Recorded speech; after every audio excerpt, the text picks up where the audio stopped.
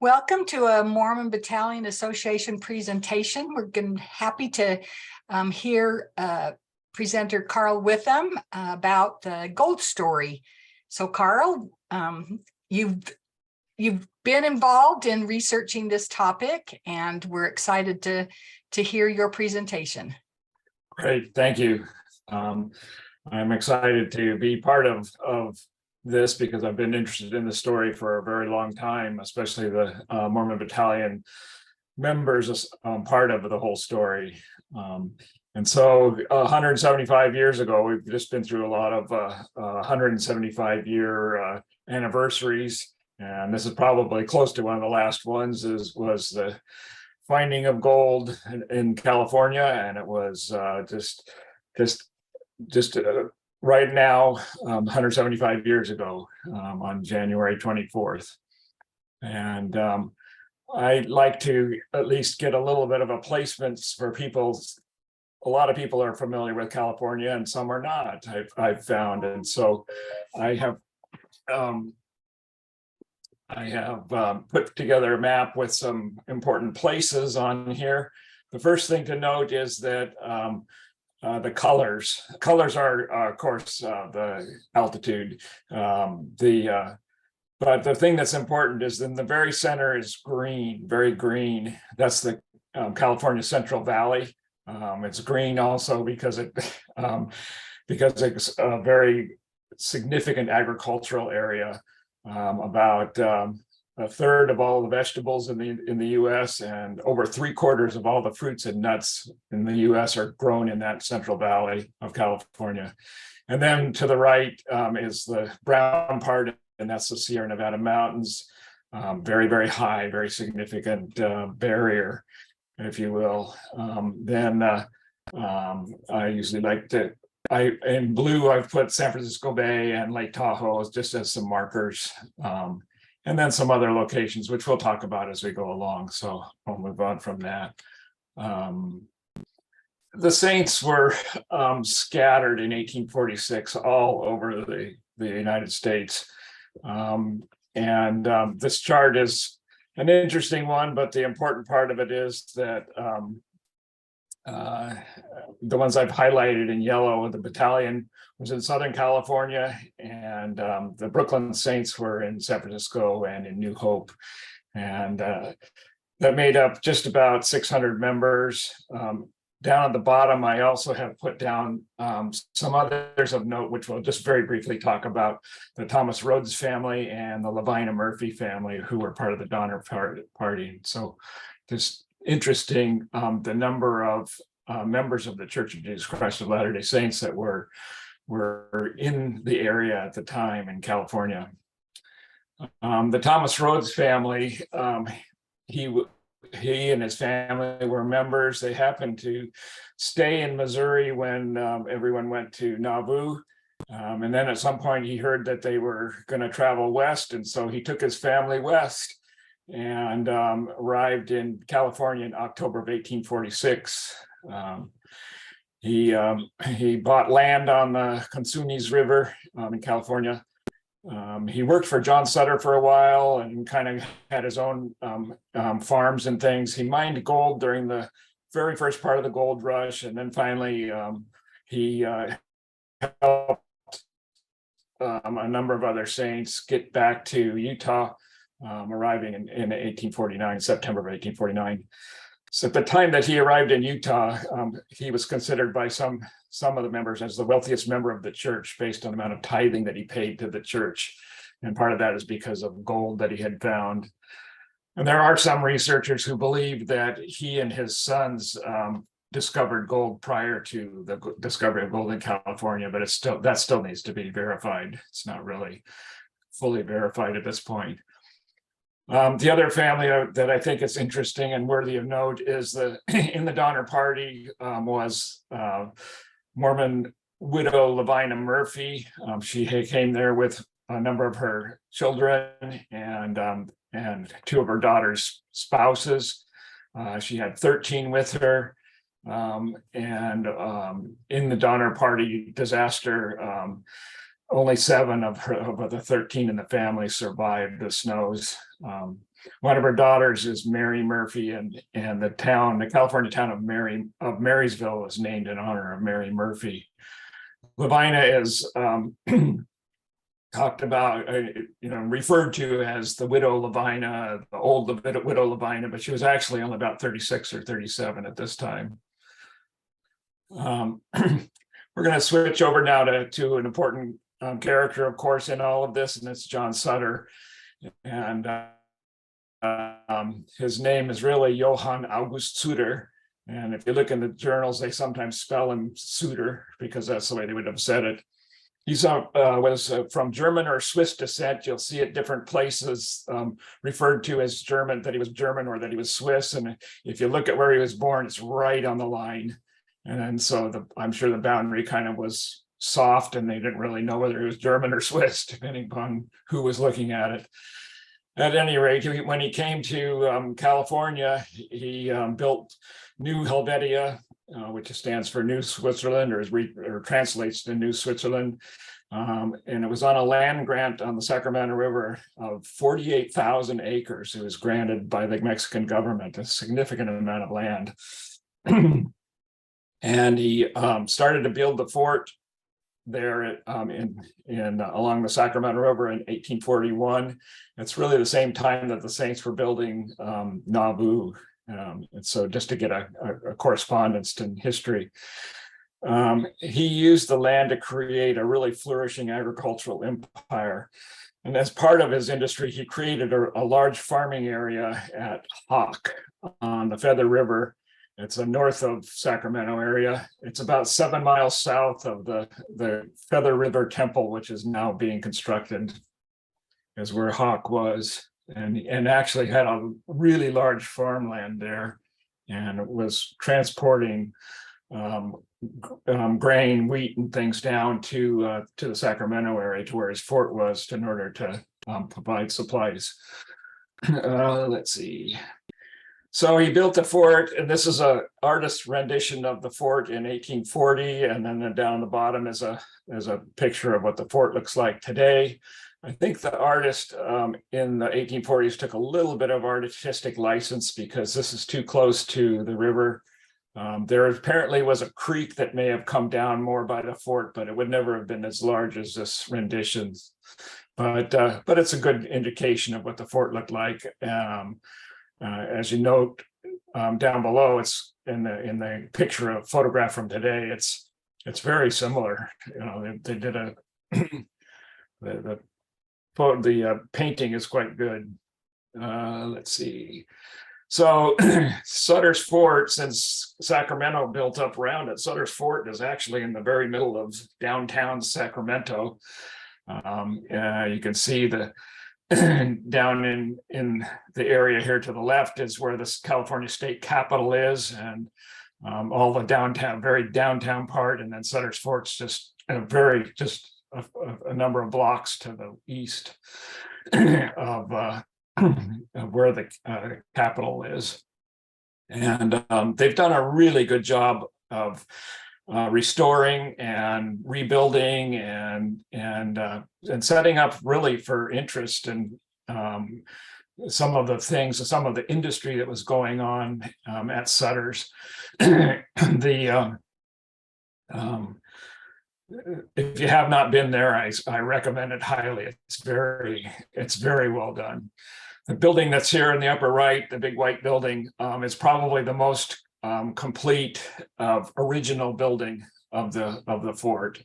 Most of it is as it originally was built. They've done some work on it to repair it and keep it up, but some of the outbuildings are around the outsides are rebuilt and things. Of course, he had lots of things going on as part of his industry, and so part of the story is important is that the Mormon Battalion was discharged on July 16th, 1847. David Pettigrew noted, "A happier set of men I never saw." I really loved that quote because it really gives the sentiment. This is a difficult map, but it just kind of shows that a lot of the people went north from Los Angeles, where they were discharged through California. And here's another map, which I've made. It's hard to read, but I've made it even worse with my arrows and indicators. But there's a few important things which we'll learn about apparently in some future talks. The Levi Hancock immediately led about 150 to 200 people north along the east side of the Central Valley, right in the foothills of the Central Valley. If anyone's familiar with California Highway 99, it kind of goes up that route, but that's not where they were. They were east of that when they were traveling. Jefferson Hunt at the same time took a course that was actually probably a little more a lot easier because it was the El Camino Real, and they went along. He took 50 men, including Melissa Corey, and they traveled to Monterey along the El Camino Real, which is a good way to go because there's places all along the El Camino Real to get provisions and things. After they got to Monterey, about half of them went to Yerba Buena, which is San Francisco, and about half of them stayed in Monterey. Ultimately, almost all of them migrated over to Sutter's Fort area. Almost immediately, what's important on this map, actually, in the story, is almost immediately Levi Hancock and a large number of the men started up the Sierra to go to Utah and meet with the Saints there. And so a lot of the battalion, about 200 battalion members were traveling that route. They got up to the top, basically the very top of the Sierra, and at that point they met Sam Brannan and James Brown. James Brown had been assigned to come to Monterey to get the mustering out pay for the Pueblo battalion's members.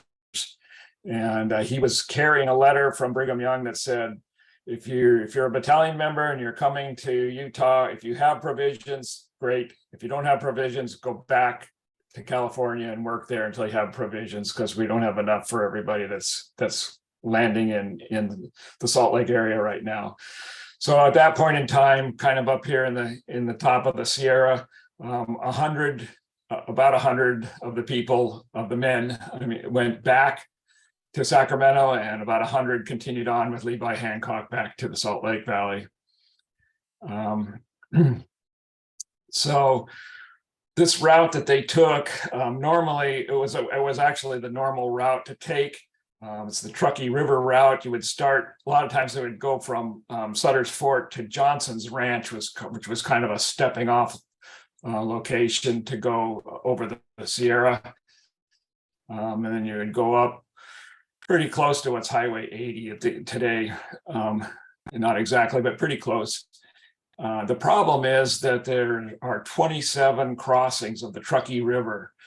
The Truckee River is not what you would consider a really large river, but any river crossing at this time is difficult. We are so used to just going over a little bridge and everything's fine. We don't even know that the river's there. But at the time of crossing, when you're a pioneer with wagons, is a difficult thing. And so that was the route that they would take. Sutter was hired about 80 to 100 of the battalion members then in the fall of 1847 through the spring of 1848. And we'll talk about their jobs here. Some of the known jobs of the Mormon Battalion at Sutter's is Thomas Weir was a tanner and currier. Levi Fifield and Samuel Lewis were blacksmiths. John White was a foreman. Jonathan Holmes and Orlando Meade were shoemakers. It appears that there was about at least 6 battalion members who were making shoes at Sutter's Fort. Daniel Henry was a butcher. Here's a list of a number of men that were working at the flour mill because Sutter was building a flour mill not a little ways away from the fort. And then he sent 6 of the battalion members to be part of the crew building the sawmill. Henry Bigler, Azariah Smith, Alexander Stevens, James S. Brown, William Johnston, and William Barger were assigned to go build the sawmill. But I mean, as you can see in the pictures below, which is I took at the at Sutter's Fort, they had many things going on, a lot of industry, and Sutter was actually just elated at the skills that came with the battalion. He was working mostly with Native Americans and Mexicans that were in the area. They were farmers, unskilled farmers. A lot of them he had to teach how to farm even. And to get this kind of skill set to come in to be part of his industry, he was just excited about it. I like to put this map up because I've found over time that a lot of people are confused. Sutter's Fort is down at Sacramento, and Sutter's Mill isn't close. It's 45 miles away up in the beginning of the foothills of the Sierra. And Coloma is where it's at, and where it was Coloma then also. And this is a little bit of a different expansion of that map to show Sutter's Fort over in Sacramento. Sutter's was building this flour mill on the edge of the American River as it came into the Sacramento area. Sutter's sawmill then again at Coloma way over on the right. And I'm putting a couple of other things on here, Mormon Island and Natomas, which I'll talk about in a little bit. And Sacramento Temple is just an interesting landmark today. So at Coloma, there's a replica of Sutter's Mill. The actual location is where the mill really was, is in the bushes behind there to the right there. But this is a really nice replica of the mill, that was built there. And you can see that they've done a reasonably good job of reconstructing. In Coloma, or at Coloma, there's a kind of a shed that has some of the original wood pieces from the mill. And if you look at it, it's the cuts and the notches and things on this. It's very likely that these notches and cuts were made by battalion members, because they were the bulk of the crew building the mill. The battalion members were living with the Wimmer family. And if you look down on the bottom there, it shows that James Marshall was the boss of the mill. Peter Wimmer was the foreman, and he was living there with his wife, Jenny, as part of the crew, and at least a couple of their children. The battalion members were living with the Wimmers, but they were not excited about that. They were not happy with Jenny Wimmer because they didn't get along well with her. She was, they say she was partial and would get mad at them if they came late to dinner. There were other non-battalion members there, part of the crew, Charles Bennett and William Scott. There were at least a few, 1 or 2 or 3 others that were part of the crew that are not named. The battalion members are, I've already mentioned them, so they're there in blue. There are some records that show that William Johnston may have not been there the day that gold was discovered, but he's always been considered as having been part of the discovery group. At any rate, the battalion members decided they wanted to move out from the Wimmer family, and they got approval to build a cabin, and they completed it on January 23rd, 1848, which is just one day before the gold discovery. They completed and moved into it. This is a replica. The journals say that and it's not really on the exact spot. The journals say that it was near the mill. It's not completely known exactly where it was at this point. There is being a new replica of the cabin being constructed. As you can see, this is near the replica mill, and this cabin will replace the one that's there at Coloma. But the Living History missionaries give a presentation in the cabin, and it's really quite good. They talk actually a lot about the Mormon Battalion. If you look at the map on the wall, you can see that they're showing the path of the battalion and explain how the battalion were part of it all.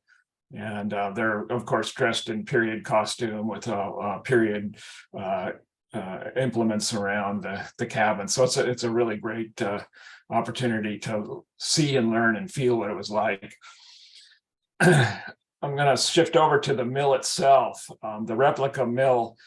Of course, you have a mill is powered by water power. So there's a water wheel at the bottom that is to power the mill.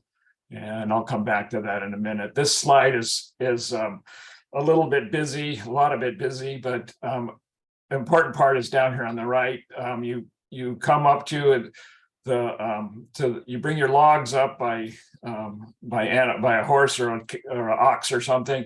Then you hoist the log up the ramp onto the platform, and then they had a table that would through some belts and levers and things, that the table would be able to push the log through the saw blade. So if you have a water wheel that's turning and you have a saw blade that's going up and down, you have to have a crank. And so down here in this diagram, the water wheel has a big crank on it that pushes the sawmill, that switches the saw blade up and down. And at the top, I say that they were working on the mill, and on December 18th, Marshall went to the fort, Sutter's Fort, to make models for the mill irons. And Levi Fifield, who was a member of the battalion, Mormon Battalion, he was the blacksmith. He and Samuel Lewis built the cranks. And an entry that Sutter put into one of his journals is important. Says that today the sawmill crank has been commenced and will be finished tomorrow, as the iron is good. This is the heaviest kind of blacksmith work which ever has been done here, and give Fifield great credit as a good workman. So it's just again an indication of how much he was appreciative of the skills that the battalion members had. So if you're going to drive your mill with water power, well, you probably want the water power. You probably want it in the middle of the lake, or not the middle of the lake. I'm sorry, the middle of the river, so that it will push the water wheel. Well, that's not very practical because you can't get the logs to the mill, and you can't get the sawn lumber away from the mill. So you build it to the side of the river, and then you dig a trench from the river through the water wheel and then back out again to the river. And that's what the mill race is the part of that trench or that waterway coming into the mill, and the tail race is the part going out back into the river.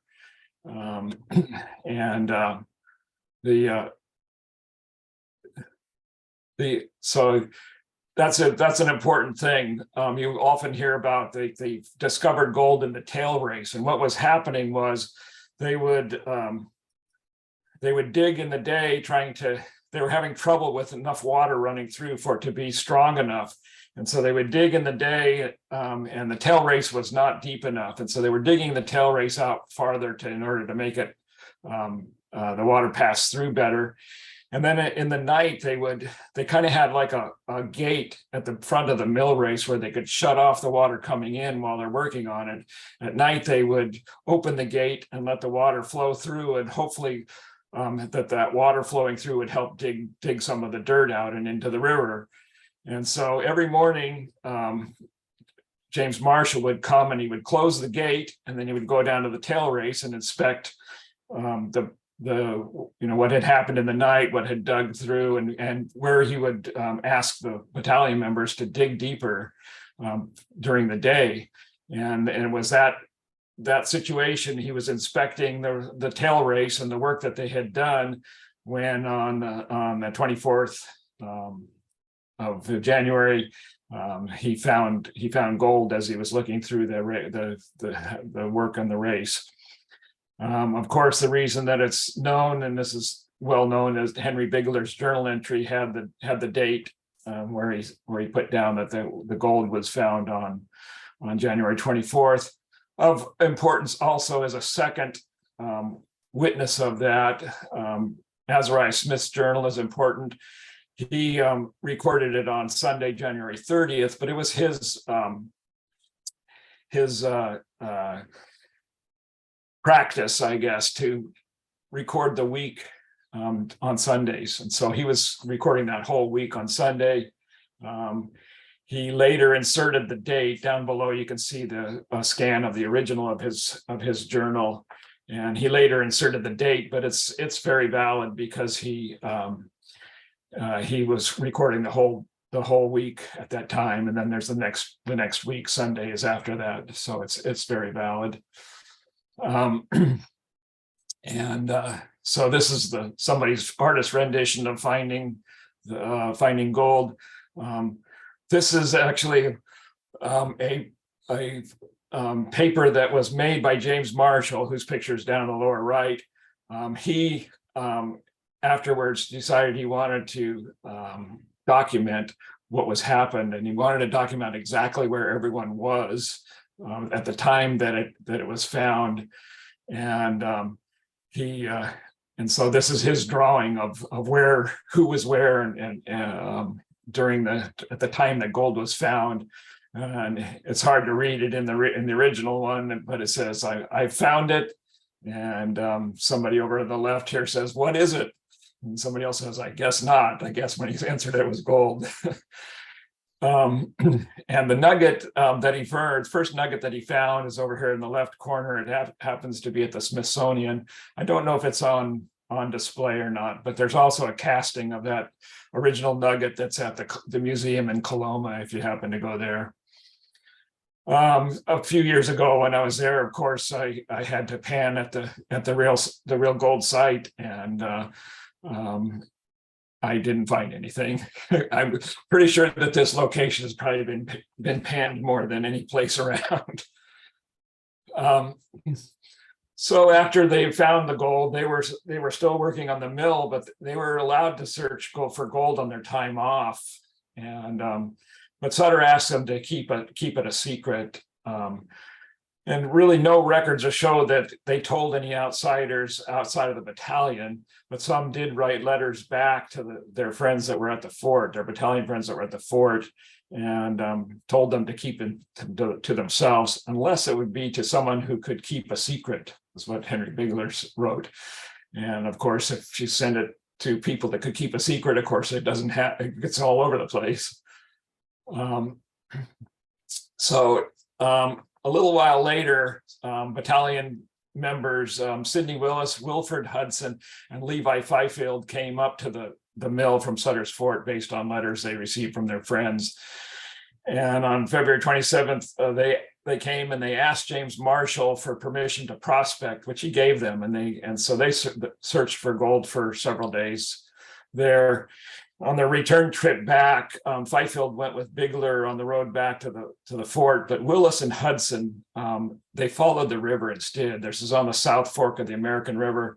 They followed the river, and when they got back to the fort, they told that they found gold in the river about halfway between the mill and the fort on an island in the river. At the time, it appears that at the time they didn't really understand the gravity of what they had found. There are several of their battalion friends asked them to take them back, and what became the Willis Hudson gold strike became known as Mormon Island, and it was the second richest gold strike in all of the gold rush. Later, a lot of other battalion members that were working at Mormon Island, I think they probably thought it was too crowded. They went down the river just a couple of miles and they found gold at another major gold strike called Natomas just down the river. So this is a plaque that's at the location of Mormon Island. This map is important for today anyway. The South Fork of the American River and the North Fork of the American River meet here in the center here. And in 1955, the state of California decided to make a reservoir there, and they built a dam in just a little after the two forks meet and flooded the whole area. And so that means that this is what Mormon Island looks like today. It's underwater under Lake Folsom, and but they did prior to flooding it. There was a cemetery at the. Excuse me. There was a cemetery on Mormon Island, or just adjacent to Mormon Island, and they took the remains and moved them up to where it would be dry. This little cemetery is just about a mile from where Mormon Island was now, and I haven't had a chance yet to really review the graves here, but I'm pretty sure there's some battalion members that are buried here. So this is where Mormon Island was up here, which is now just on the very edge of Folsom, Lake Folsom, and Natomas is just down the river a little bit, as I mentioned before.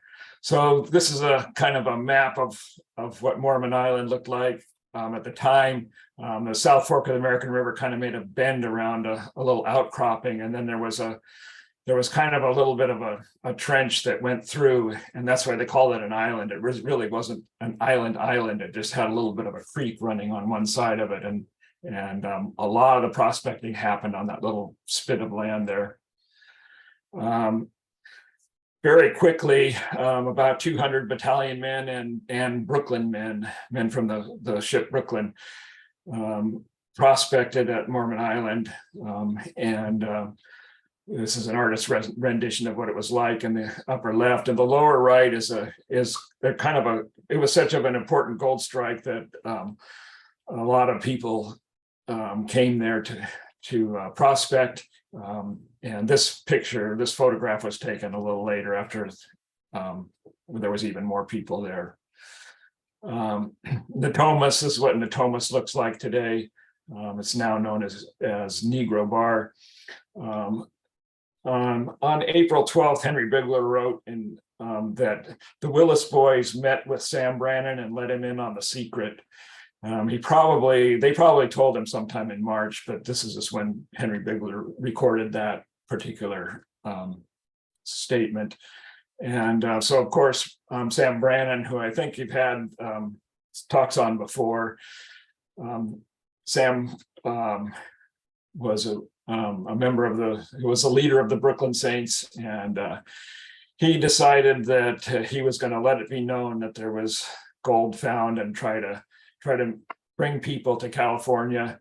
He was printing at the time the California Star, and he printed a small little article about it in the California Star. But more importantly, he decided that he wanted to make it known on the East Coast that gold was found. And so he hired 10 men, 6 of them were battalion members, and four non-Mormons. He called them the California Star Express Riders, and they were to take a load of his newspaper that he had printed to St. Louis, and then they went east from St. Louis by other means and on ship and things like that to get to the East Coast. But very quickly, because of the California Star Riders, the news was known very much over the entire country, and actually over the entire world, because it spread from there really fast as well. The members of the battalion were really happy to be able to be hired as the Star Express Riders, because they were being paid to be able to go back and find their families. They went all the way to St. Louis, but they were going to the east and being paid for it. This is a drawing of Sutter's Fort, which was I think this is like a 1849 drawing.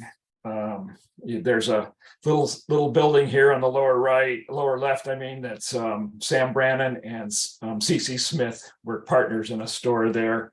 Brannan, I think he didn't really want to dig gold. He figured a better way to make money over it all was to sell goods. His Sutter's Fort store sold $150,000 a month in 1849, which is a spectacularly high amount of money. And this is why they were able to make so much money. They grossly inflated the prices of things, partly because they could, and partly because things were pretty scarce. A lot of food was scarce. You had thousands and thousands of people coming, and they weren't growing food. They were trying to prospect. So they were selling a pound of butter for $10, which in today's dollars is like $280 for a pound of butter. And one egg, $3 is $84. Can you imagine paying $84 for an egg? I know price is high right now, but that's pretty amazing. Down at the bottom, Brannan bought 20-cent gold pans for 20 cents each, and he sold them for 15 cents a piece. In 9 weeks, he made $36,000 that way, just from gold pans.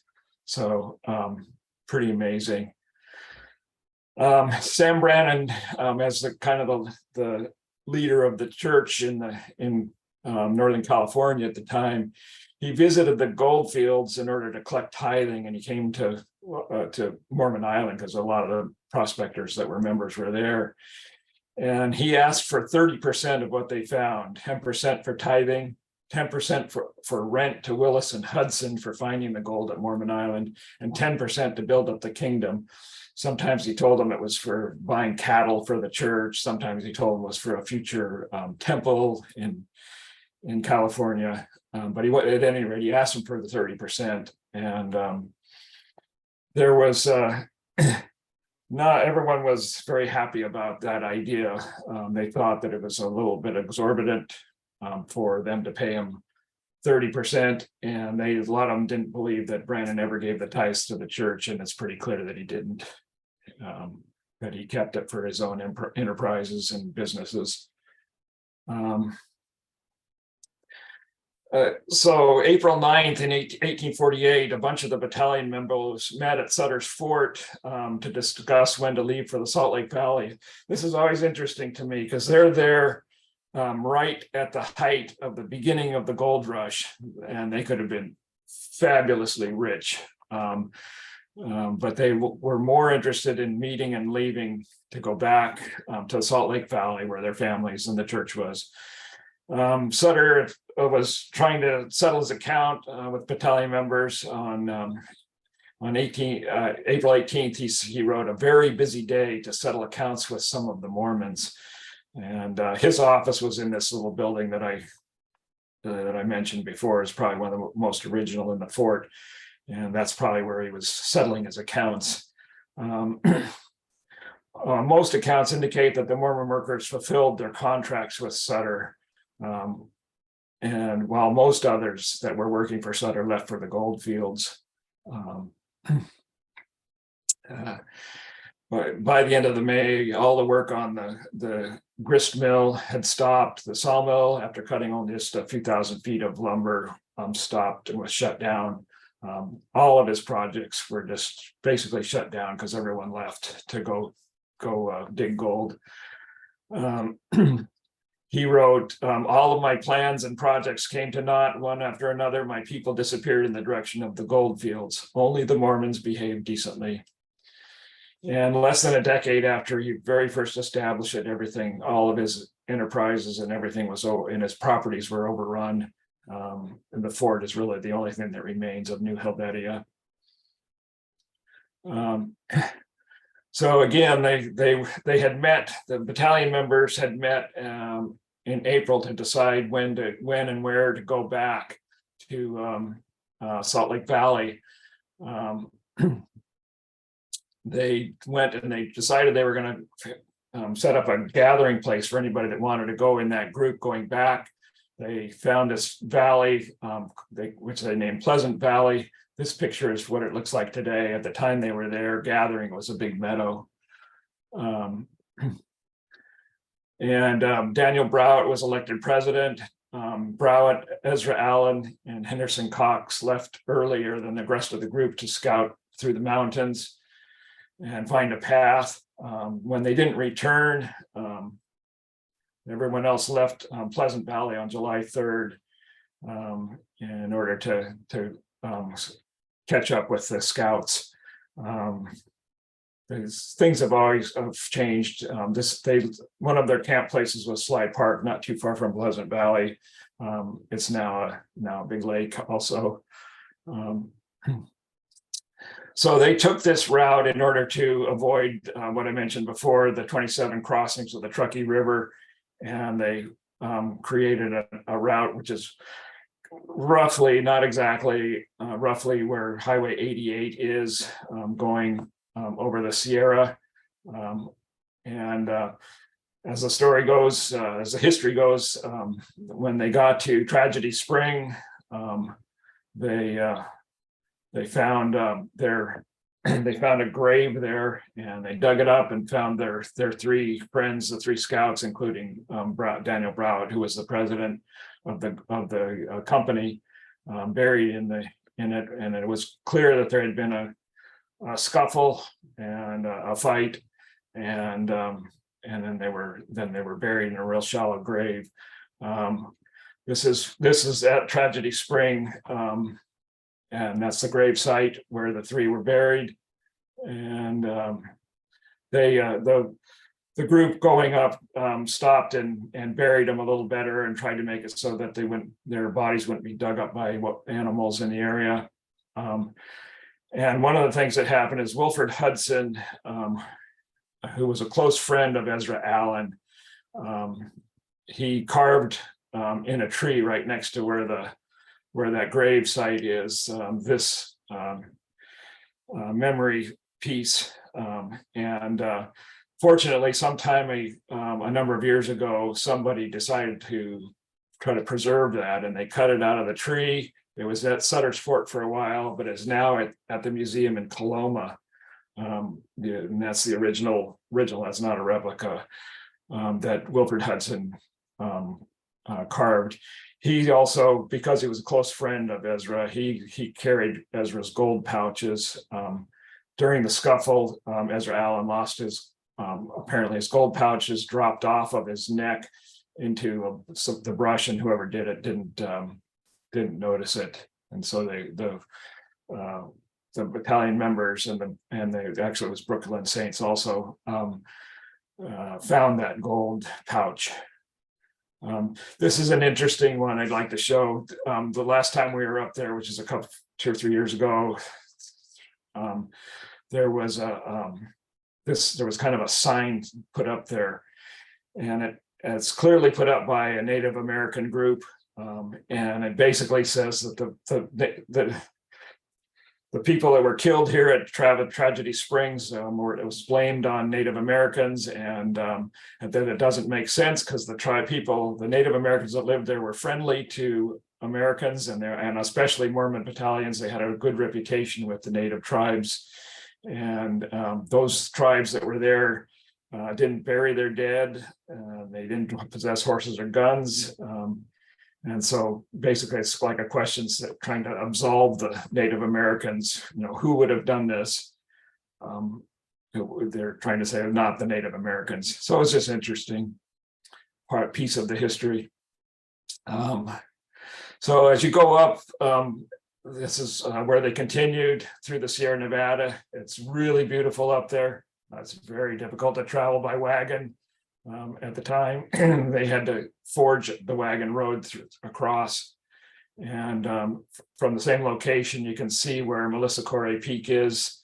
That peak was named after her. She was in this group, the Holmes Thompson Company. Also of interest is the Holmes Thompson Company, the first ones over this route, included 5 of the 6 Mormon Battalion members that were there on the day, working on the sawmill at the Day of Gold, all but William Barger. And I haven't been able to find when and how William Barger went back, but he went back and settled in Iowa. But the other 5 were in this group that went back to Utah pretty quickly. And after about 3 months, they arrived in the Salt Lake Valley. And as they all reunited with their families, they realized what was much more precious than gold, and that was their families and the church. So they were happy to be back, even though they left as much of the country, many people in the country and from the world really were coming to come into California. They were going the opposite direction. And so just a great, it's always been so interesting to me how much the battalion members were part of all of this California history.